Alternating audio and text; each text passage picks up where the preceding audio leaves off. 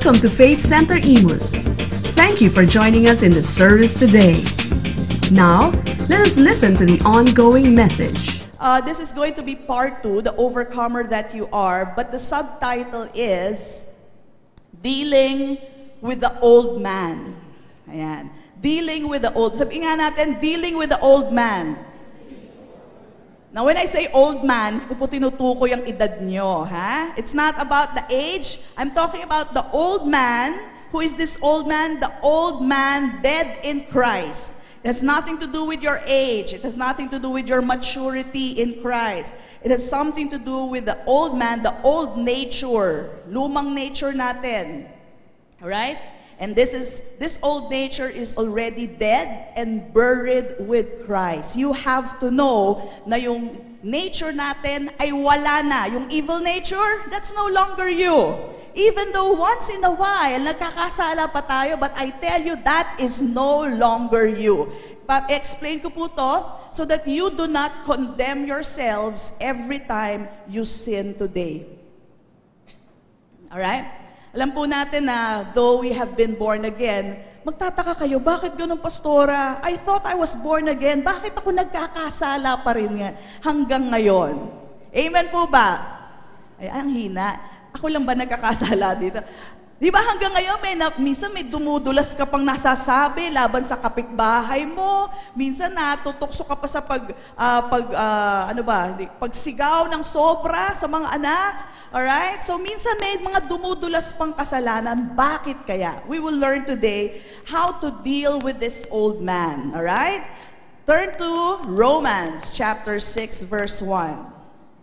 How do we deal with this old man? Ayan. Para hindi nyo kinokondem ang inyong sarili. Okay? We have to understand itong old man na to, it's dead, it's buried in Christ. So what we just have to do is to stop dragging it with you. Sino may alam mabigat ang patay? Diba? Mabigat ang patay. Iba ang weight. Dead weight is heavier than yung buhay na taong binubuhat. Subukan nyo. Magbuhat kayo ng patay. Mabigat po ang patay. Iba ho kasi ang weight nila, no? But if you carry around this dead man with you, yung old self mo, you will have a hard time and you're going to stink. Ano po yung stink? Mamabaho ka. Bakit ang patay mabaho na? I-explain ko po sa inyo bakit.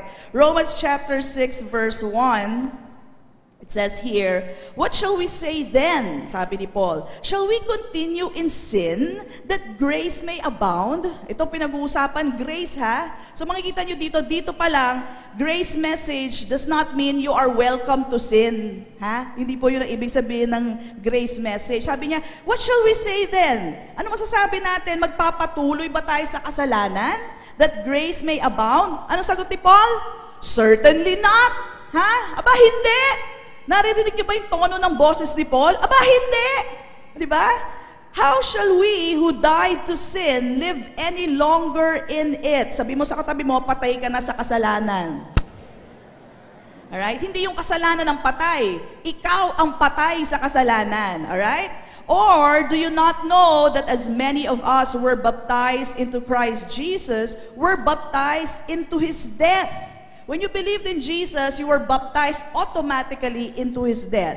Therefore, we were buried with Him through baptism into death, that just as Christ was raised from the dead by the glory of the Father, even so, tayo rin daw, even so, we also should walk in the newness of life. May bago ka ng buhay. Huwag mo nang balikan ang iyong patay na nakaraan. Alright?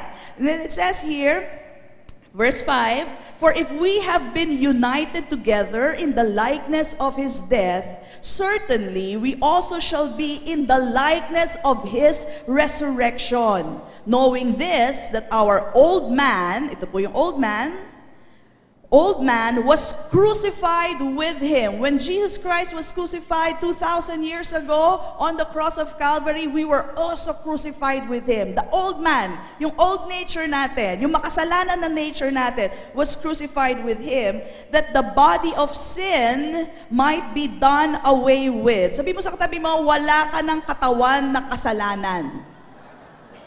Ha? Body of sin, no more. Alright?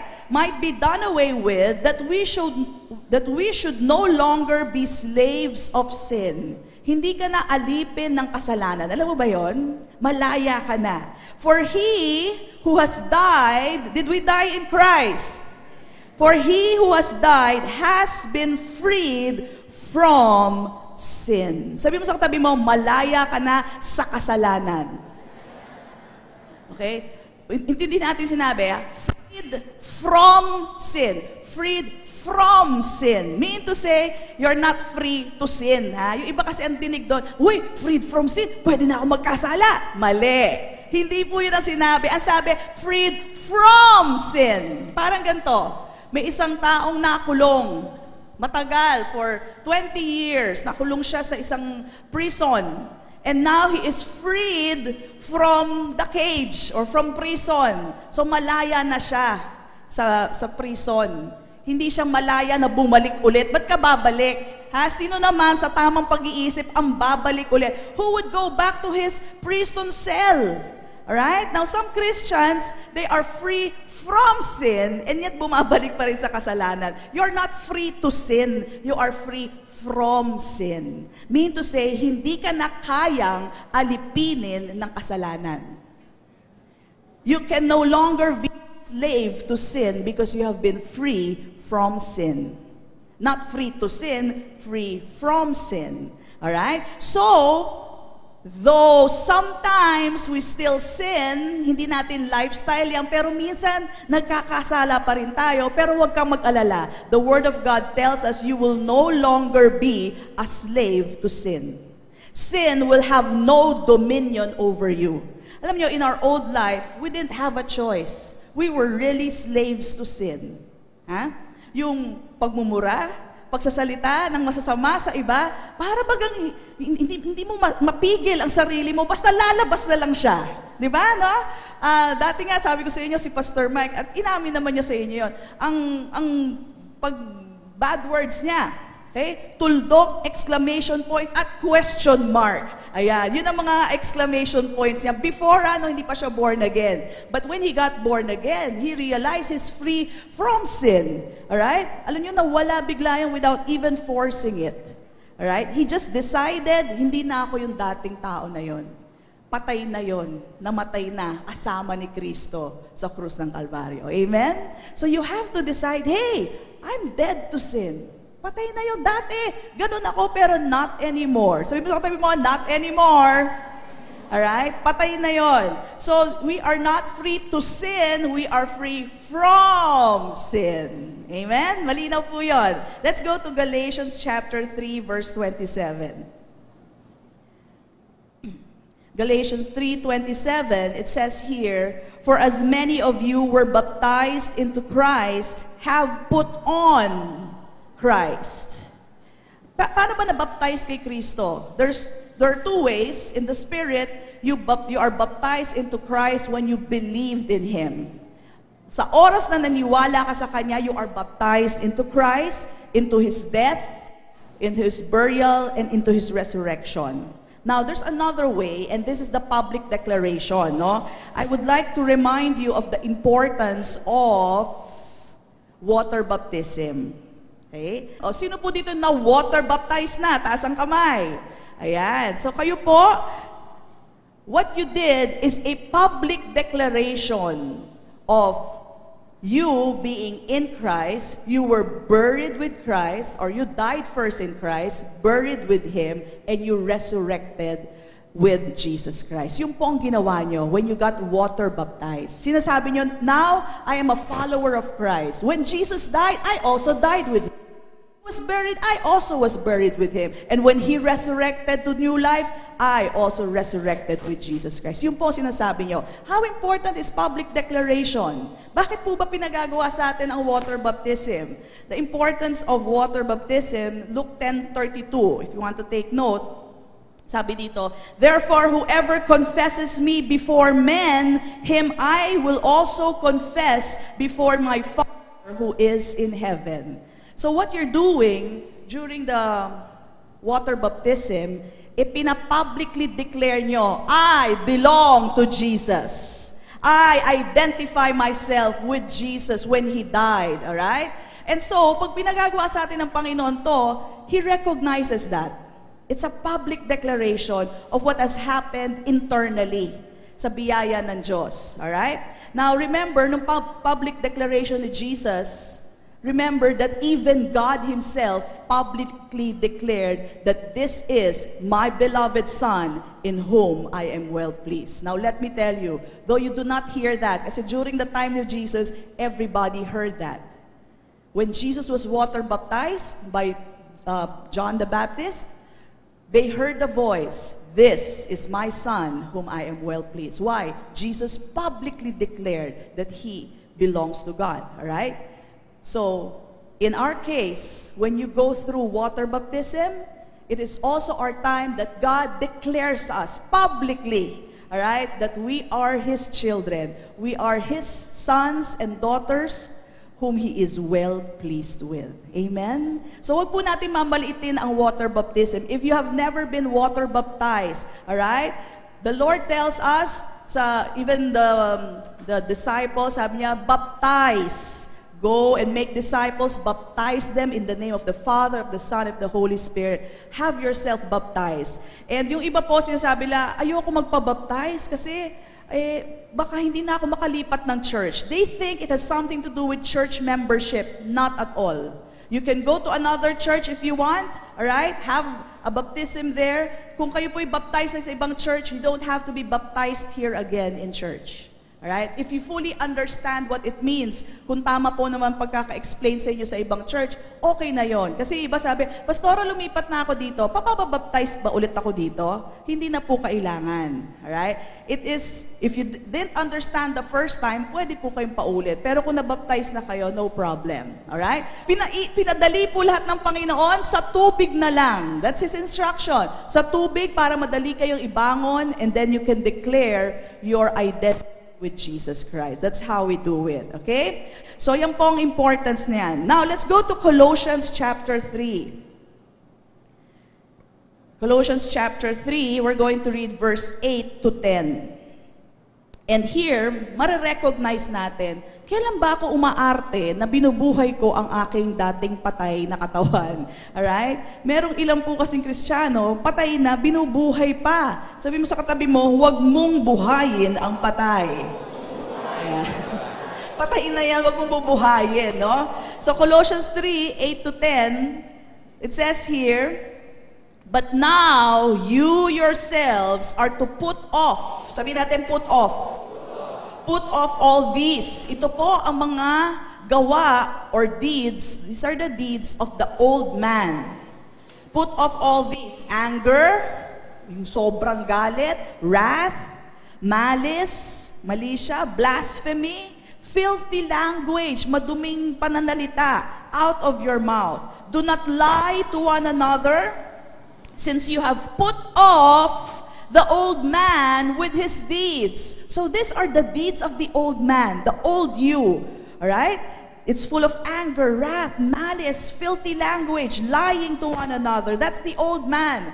Pag nakikita niyo po sa buhay niyo yan, sabihin niyo, i-recognize niyo kagad, nako, bumango na naman ang patay. Ha? Kailangan po i-recognize natin that is the old man coming alive again.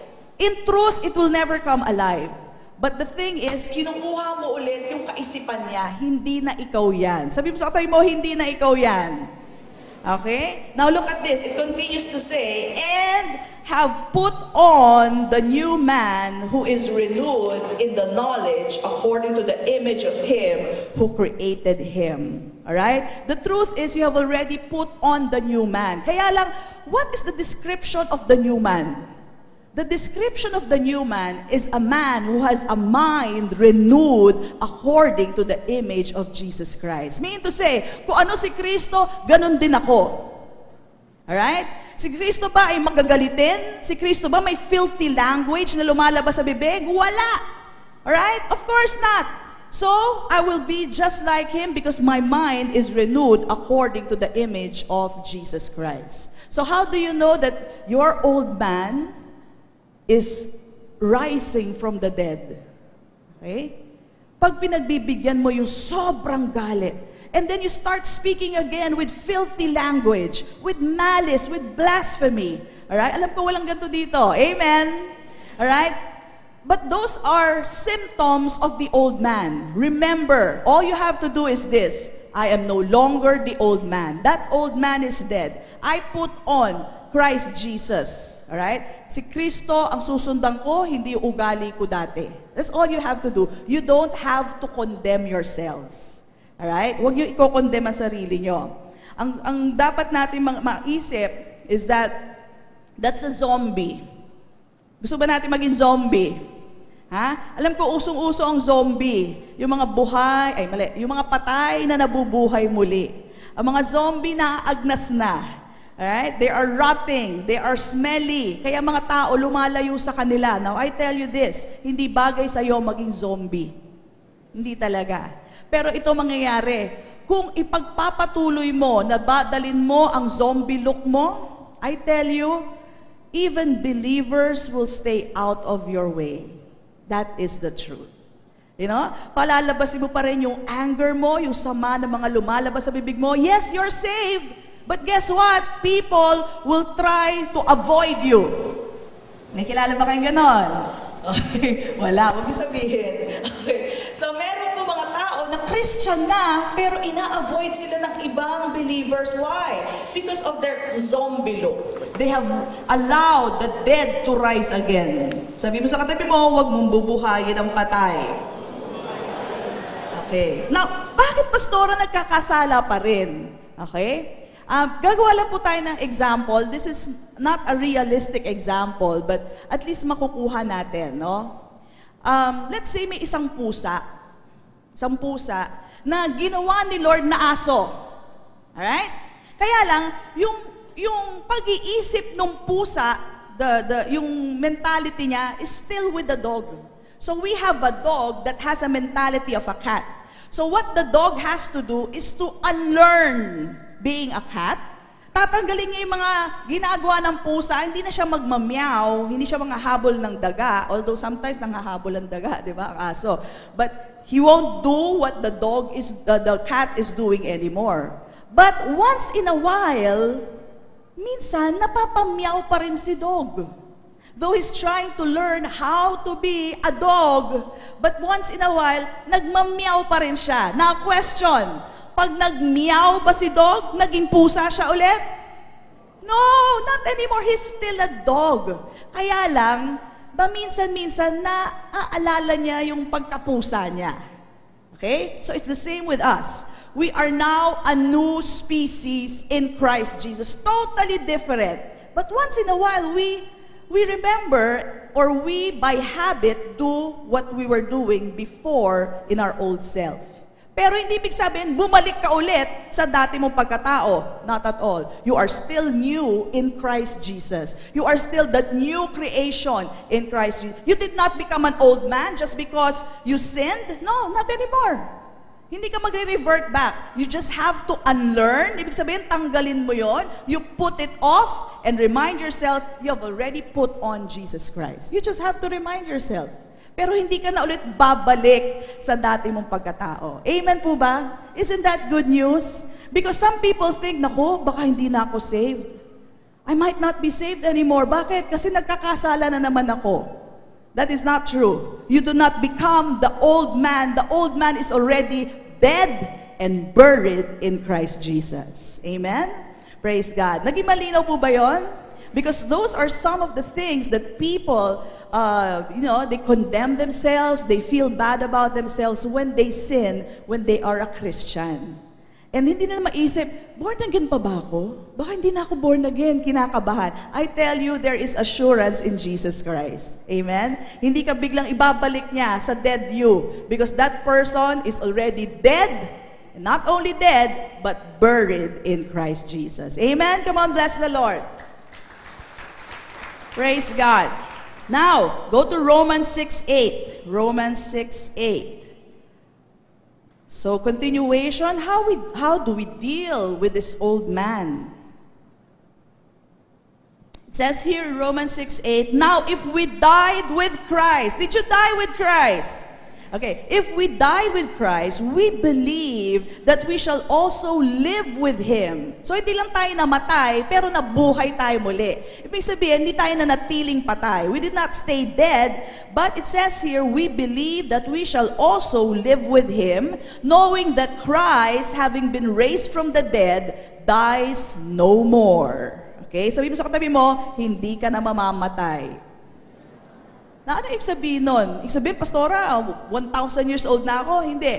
Ibig sabihin nun, sa flesh mamamatay pa rin. All people would die eventually. Kung mauna ang rapture, then hindi tayo mamamatay. But eventually, we all go to the grave. Amen? Now, ang pinag-uusapan po dito, will not die, is your spirit man. Ang namatay na kay Kristo, hindi na pwede ulit mamatay. Namatay na eh. We already died in Christ in the Spirit, therefore, we will no longer die in the Spirit. Ibig sabihin ng death in the Spirit is being totally separated from God. Jesus Christ already died for us. He already was separated from God. Hindi mo na dadanasin yon. That is the worst kind of death. The second kind of death, which is dying, and meaning to say, being separated from God eternally. Hindi mo na dadanasin ang second death. Amen? Why? Jesus did that for us. He already suffered being separated from God. You will not be separated from God anymore. Amen? Alright?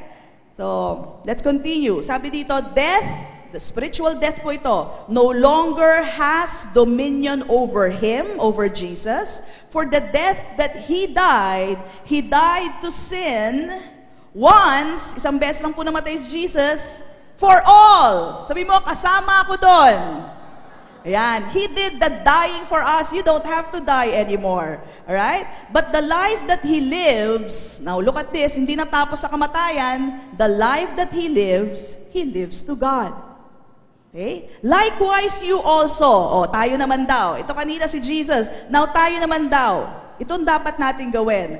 Reckon yourselves to be dead indeed. Now, itong word na reckon, medyo strange to eh. Ibig sabihin, see yourselves. Makita mo yung sarili mo. Consider yourselves dead to sin, but alive to God in Christ Jesus our Lord. So, Lord, paano ba yung I'm alive to you? Gaganyan lang ba ako? I'm alive to God. Ganun ka lang ba? Paano ba yung being alive to God? Okay, we'll find out.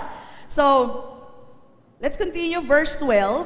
Therefore, do not let sin reign in your mortal body, that you should obey in its lusts. And do not present your members as instrument. Pag sinabi pong members, yung bahagi daw ng inyong katawan, huwag nyo ipipresenta sa mga gawa ng kasalanan. Alright?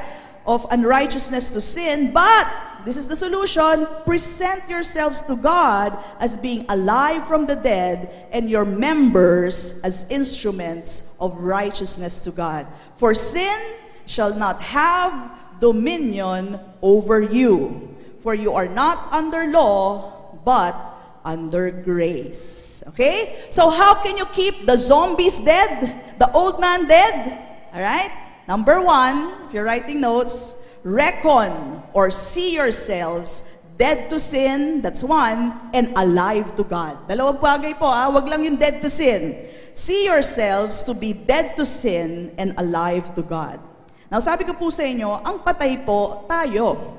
Tayo ang patay sa kasalanan. Ang kasalanan, temptation, nandiyan pa rin yan. Hindi po nawawala yan. Tama po ba? Alright? Habang nasa mundong ibabaw ka, meron pong temptasyon. So don't say, Lord, ba't naman ako nate-tempt? Alright? Habang nandito tayo, there will always be temptation. So today, I'll teach you how to deal with the temptation. Okay? Ang hindi po nalalaman ng iba, with every temptation, there is an escape hatchet. There is a fire escape. Sino po may fire escape sa bahay?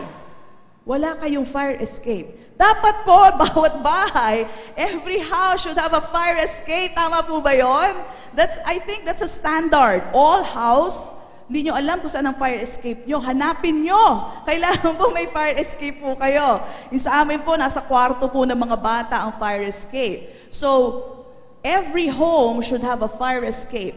Katulad nito, ang pinaka-fire escape natin, yung 2 pintong yan. Pero ginawa na rin nating, passage. But those are fire escapes and we also have upstairs. But that is a regulation. Kailangan po every construction, every building should have fire escapes, no? So what we have to understand, while we're here, lagi pong may umaaligid-aligid na temptasyon. Sino ditong hindi na natetempt? Mabuti naman wala nagtaas ng kamay. Kasi kung hindi na kayo natetempt, baka hindi na kayo buhay. Okay? Habang buhay kayo dito sa lupang ibabaw, may temptation po. The enemy will always be there to tempt you. Now, this is what you have to understand about temptation. While you're being tempted, ano ba yung yung inaalok ka, gawin mo to. Masarap ito. Sige na, tignan mo na yan. Habang po may temptation na ganyan, hindi pa kayo nagkakasala. You're not sinning. You know why? Jesus was tempted at all points and yet did not sin. Meaning to say, temptation is not a form of sin. Kung nasa isip mo pa lang yan, parang gusto kong tignan yun Parang gusto kong magsinungaling Parang gusto ko, hindi pa kayo nagkakasala. Because that is the offer from the outside going in. Since you are a new nature, temptation is from the outside coming in. Alright? It's the invitation of the enemy trying to deceive you. So habang hindi mo pa kinakagat, why you're not doing what the temptation is inviting you to do, hindi ka pa nagkakasala. You have to know that because some Christians, they condemn themselves. Bakit ko ba naisip yun? Ba't ko naman naisip na mag-commit ng adultery? Oops, hindi ka pa nagkakasala. There are always invitation. And this temptation is but common to man. Okay? Now, sabihin, ito sinabi sa Bible, this is but common to man. Meaning to say, isipin mo, marami kayong believers na tinutokso rin dito. Kasi pag inisip mong ikaw lang, parang kala mo, ikaw lang ang nasa battle, manghihina ka But if you know many Christians are going through the same thing, abay, ba't ako patatalo? I know how to become an overcomer. Yung iba nga nakalagpas, ba't ako hindi ko kayang lagpasan? Tama?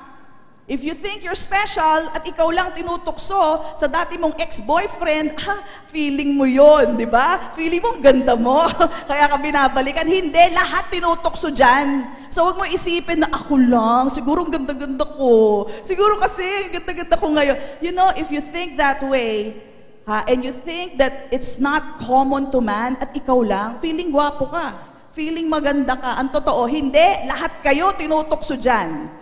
Oras lang yan. It's just but timing. Let me tell you, let me give to you that scripture in 1 Corinthians 10:13. You have to know everyone goes through the same temptation. Don't think you're special. 1 Corinthians 10:13, there has no temptation taken you, but such is common to man. Okay? But God is faithful, who will not suffer you to be tempted above that you are able. Okay? Hindi niya papayagan na hindi mo kakayanin yan. So if the temptation is too great, hindi niya papayagan yan. Ibig sabihin, lahat ng temptation mo, kaya mo.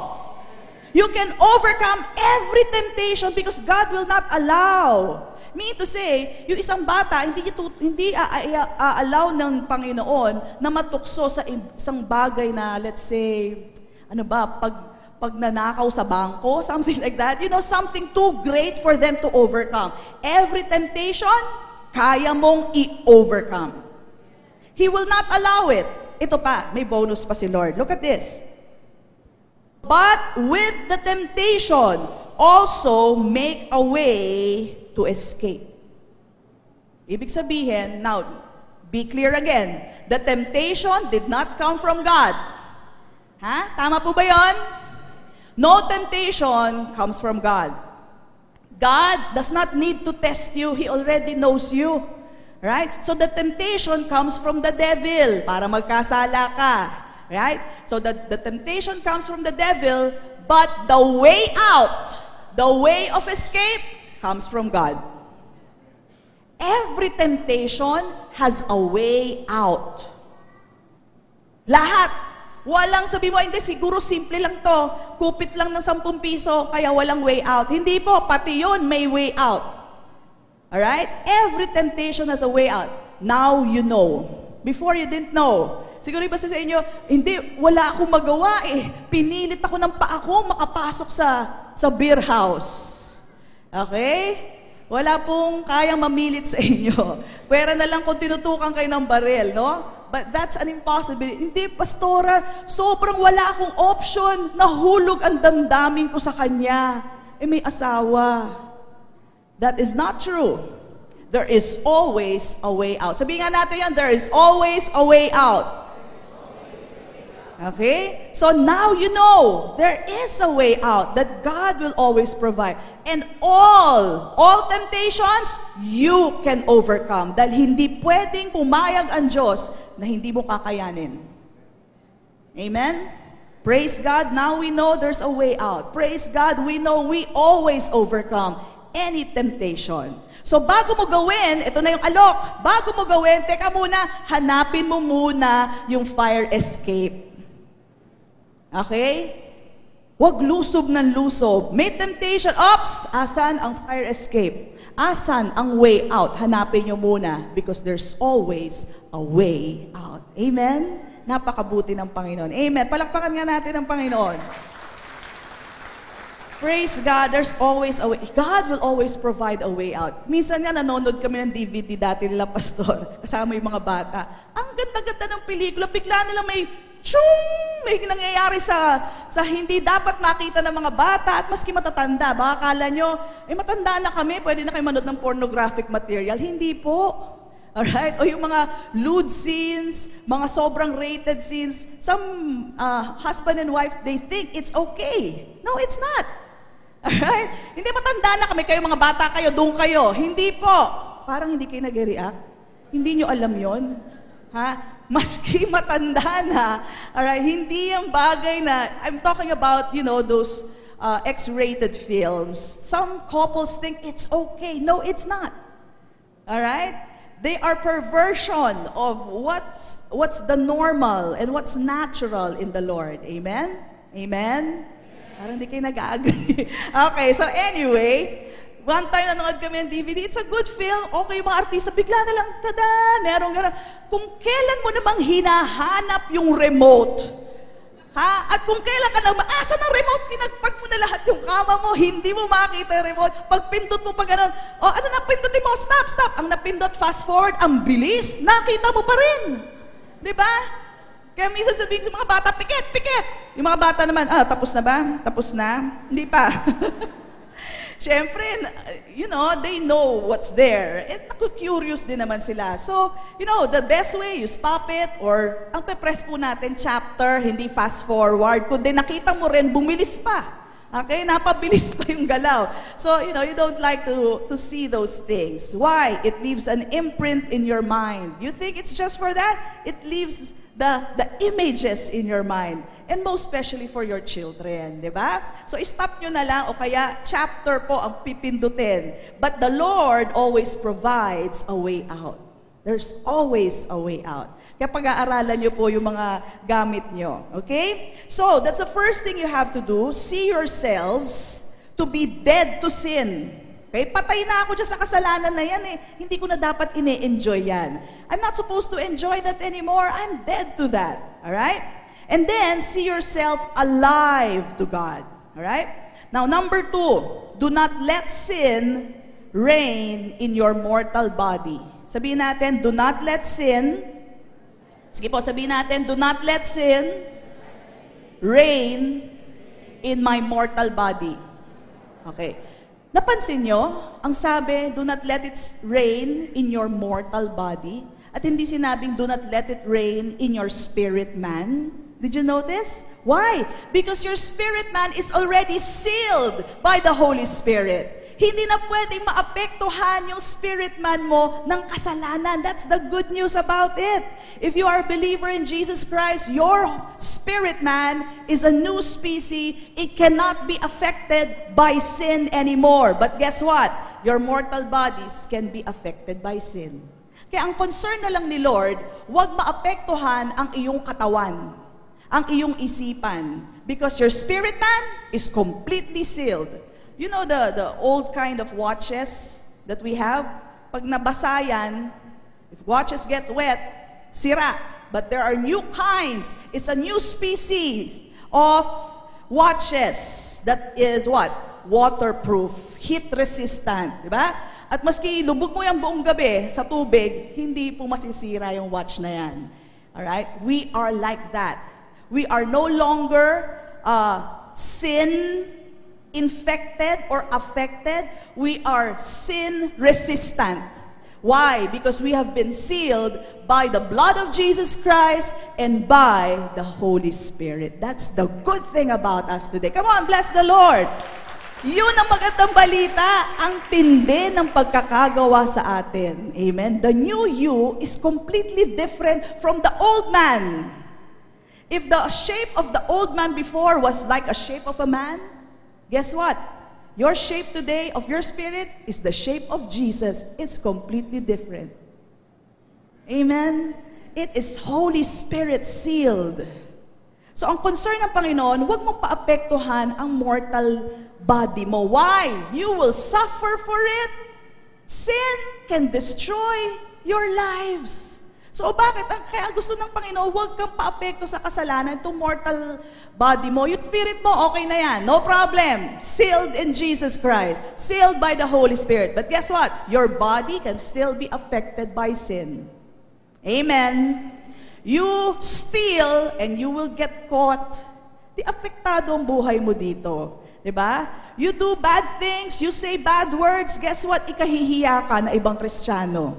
That's the bad thing about it. Alright? So that is the concern of God. Jesus Christ, by the way, is the first of the kind. He's the first fruit among the brethren. There was never like Jesus. Okay? In the world before. At tayo, ang mga brethren, nakatulad niya. First fruit siya. Ibig sabihin, kung ano siya, ngayon tayo. Alright? So, that's a good news for us. So, again, the concern of God is do not let sin reign in your mortal body. Meaning to say, huwag mong paghariin sa buhay mo. Paano ba paghahariin? Pag inalaw mo na inalaw, minsan nagkasala ka, pero gusto mo ulit-ulitin na ginawa mo ng lifestyle yan, okay? Then you have made it reign over you. And you will obey its lust. Yung po ang pinakamahirap doon. Now, are you still saved? Pastora, hindi na ba ako ligtas na? Hindi, ligtas ka pa rin. Kaya lang, life is going to be miserable. Malungkot na buhay. You know? Malungkot pong buhay na we allow sin to reign in your life. Okay? So remember who you are. Nakakalimutan ba natin ang sarili natin? Yes, paminsan-minsan, nakakalimutan natin Kristiyano tayo. Pwede ba yun? Nakakalimutan mo sarili mo? Pwede. Yung mga nanay. Sino mga nanay? Minsan, umattend kayo ng isang party kasama mga batang maliliit. Tapos nagkwentuhan kayo ng mga kaamiga mo. Ay, tawa-tawa. Biglang, asan na yung mga anak ko? Nakalimutan ko, nanay ako. Di ba? Nangyayari yun. Nakalimutan nyo minsan na nanay kayo. Yung mga anak nyo, layo na inabot. That happens. Ha? Si Mr. naman, minsan kasama yung mga barkada. May mga binatang barkada. Pumito ba tawag doon? Nag-whistle. Sumipol. Ayan. Sumipol sa mga chicks. Pati ikaw nakisipol. Nakalimutan na. Ikaw ay may asawa at may anak na. Di ba? Yung mga estudyante man. Nakakalimutan ba na estudyante kung sino sila? Yes! Ha, papasok sa school, daladalang bag, daladalang baon, ready na. Sinalubong ng barkada, Dota na lang tayo. O sige, tara, Dota na tayo. Ano nangyari? Nakalimutan, estudyante siya. Amen? So there are times we forget ourselves. Now, sometimes we forget we're Christians. Tama ba yun? Amen. Shh, kung ingay. Oo. Nakakalimutan natin minsan, di ba? We're not supposed to gossip and talk about people na halos hinimay-himay na natin yung tao. Wala na, buto na lang natira sa kanya. Kaya lang, minsan nakakalimutan natin. Pero guess what? If you remember, uy, mali pala tayo. Ba't natin pinag-uusapan yung taong ganun? Ha? I-correct nyo lang sarili nyo. Don't condemn yourself. Get up. Alright? And stop doing it. Just remind yourselves who you are. Amen? But that doesn't make you un-Christian. Sa ways lang. Kaya lang, remind yourselves. Alright? Now, if we sin, we become sad about the sin. That's a good symptom. Magandang sintomas yan. Go to 2 Corinthians 7:10. 2 Corinthians chapter 7, verse 10. Are we learning? Kasi ito yung, how can you become an overcomer kung lagi mo kinokondem yung sarili mo? Kung laging tingin mo, hindi ka na ulit born again, bukas na naman, pag humingi ka ng tawad. Ang hirap nun, di ba? So this is how you learn to become an overcomer. 2 Corinthians 7, verse 10. Look at this. For godly sorrow, yung lungkot dahil nagkasala ka, nangyayari yan sa atin. Amen po ba? For godly sorrow produces repentance. Ano po yung repentance? Change of your mind. And look at this, leading to salvation. Now, the word salvation here, if you're going to look at the Greek word, is not the word sozo. Hindi po ito yung salvation from hell, right? Salvation in Jesus Christ, in spirit man mo. No, this simply means rescue, safety. Okay? Again, ulitin natin yon. For godly sorrow produces repentance or change of mind to rescue or safety. Okay? And then look at this, not to be regretted. Hindi mo kailangan i-regret yan, na nagsusorrow ka over your sins. That's good. It's a good symptom. Congratulations, born again ka nga. Amen? Kung nagkakaroon ka ng godly sorrow for a sin, pero kung asaya-sayo pa rin at pinaglalaban mo yung iyong kasalanan, pakicheck lang po, baka hindi ka born again. Di ba? Pakicheck lang po. Nanood ako nung isang araw, sabi nga nung anak ko, pinapanood mo yan, mami? Sabi ko, ngayon ko lang ito nakita eh. Yung face-off ba yan o face-to-face? Ha? Face-to-face. Face-to-face. Nakapanood ako, sabi ko, ibang klase talaga mga tao. Biro mo ang storya, kinuha siyang yaya ng isang babae para bantayan yung anak niya. Tapos, in the end, yung asawa, hindi naman niya talaga asawa, kaya ang gulo talaga nila eh. Hindi man niya talaga asawa. Yung kinakasama niya, siya ang pinalayas at yung pinsan niya na ginawang yaya, siya ang kinuha. Pinalaya siya, naiwan yung anak. Tapos sabi ng babae, ini-interview yung babae, sabi, bakit hindi mo naman ibigay yung anak mo? Ay, anak niya yan. Sabi niya, dapat lang, kasi ganto-ganto siya. Sabi ko, pinaglalaban pa talaga niya. Talaga yung baluktot ipaglala. Sabi niya, bakit ikaw talaga kinuha mo yung asawa ko? Sabi niya, dapat lang, kasi ganto ka. Sabi ko, ang lakas talaga ng loob. Sabi ko, may mga ganto palang tao. Sabi ko, baluktot na, pinaglalaban pa. Meron. Okay, hindi na lang tayo sanay, di ba? Pero meron pala talagang tao, maski baluktot, ipaglalaban, at talaga yung mukha nila, galit pa. Sabi ko, ibang klase itong mga to. But anyway, you know, I'm talking about godly sorrow.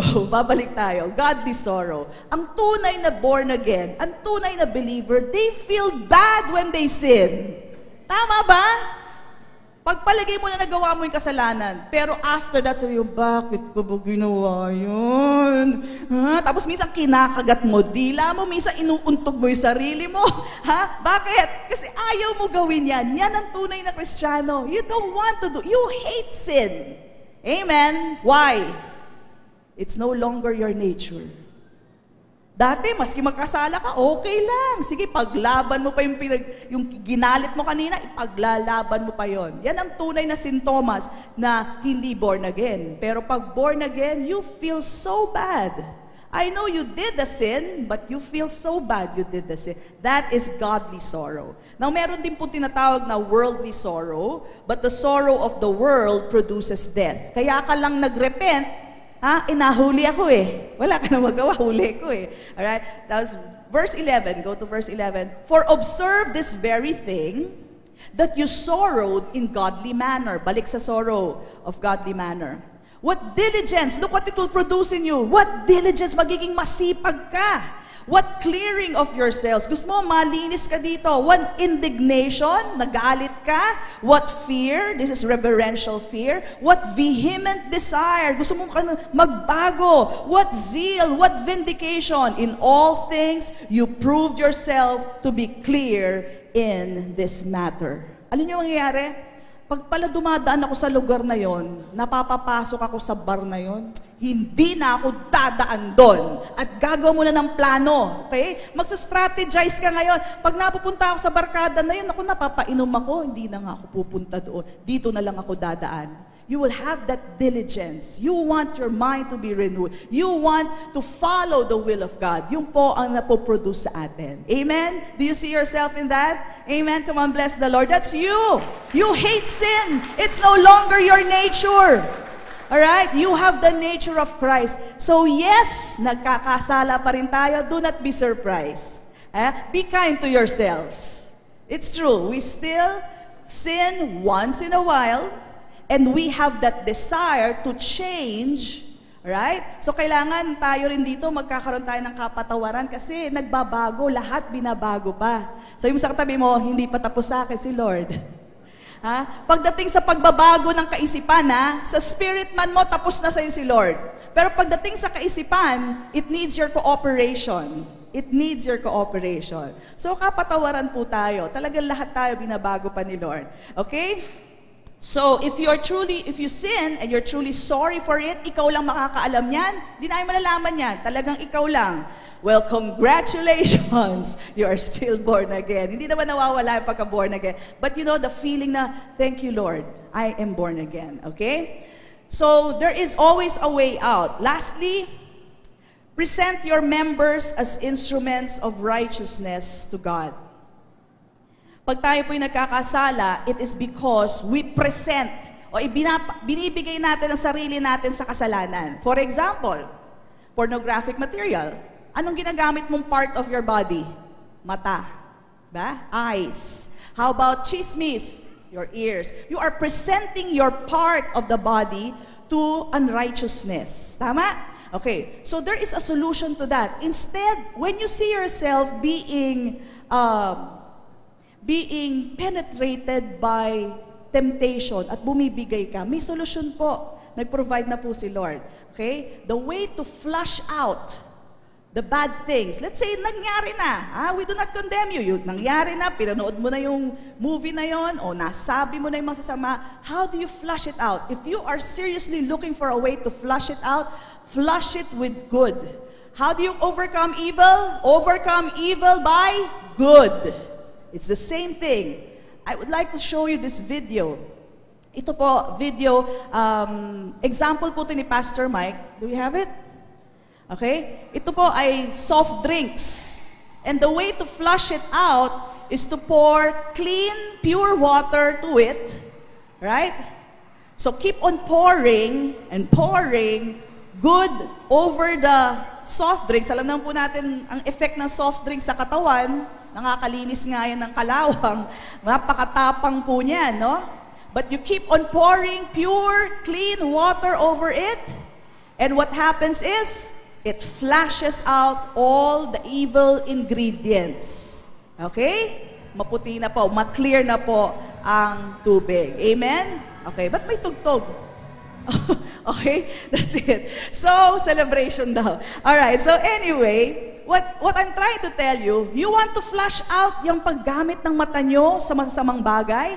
You know, some people, they really chat me, and that's their problem. Pastora, addicted po ako sa pornography. It's a real temptation right now because of all the internet that we have. Kaya mga magulang, bantayan nyo po yung mga anak nyo. Paminsan-minsan silipin nyo po yung kanilang mga anak. Because sometimes your children cannot get out of that temptation. But let me tell you today how to solve that problem. If the eyes have been for some time trained to see those things, flush it out.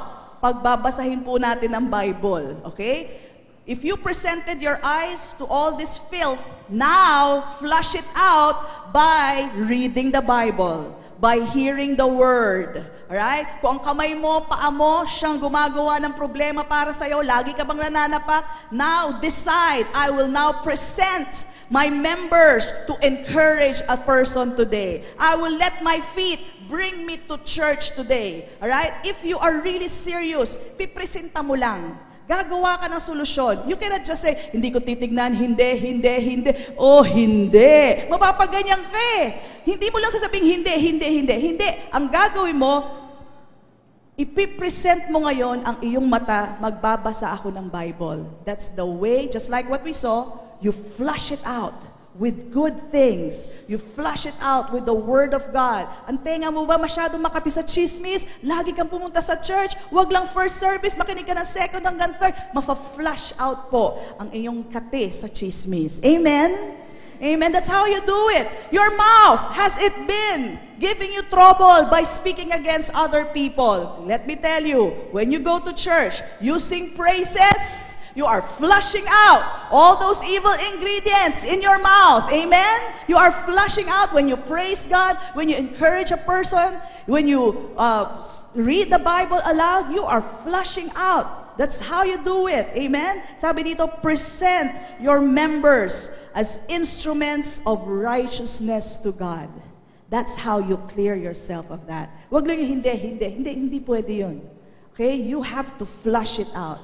That's the way to do it. Amen? So, that's how to deal with the old man.